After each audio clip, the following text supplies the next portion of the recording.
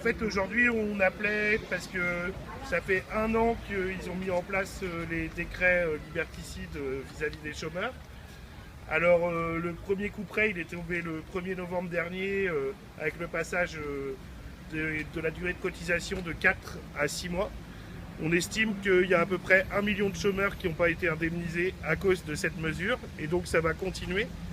Là, vis-à-vis du coronavirus, et les gens n'ont pas pu chercher de travail, donc on exige aussi qu'il y ait un an de droits prolongés pour chaque travailleur précaire, vu que c'était quand même un peu compliqué. Il y a les saisonniers qui n'ont pas pu travailler et qui n'auront certainement pas 6 mois de cotise en septembre.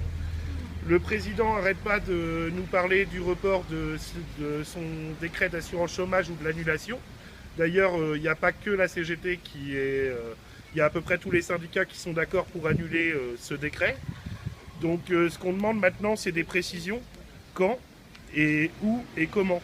Et là, on n'a pas de réponse. Aujourd'hui, il devait recevoir tous les représentants syndicaux, mais ça a été reporté au mois de juillet, histoire de faire taire la contestation, certainement. Donc là, clairement, on est venu déposer symboliquement une motion au préfet pour interpeller l'État et demander quand est-ce que ça interviendra. Ça avait lieu dans plusieurs villes où les comités de chômeurs sont présents. On réclame aussi l'annulation des radiations et des sanctions envers les chômeurs. Et on réclame immédiatement 10 € par jour d'augmentation des allocations.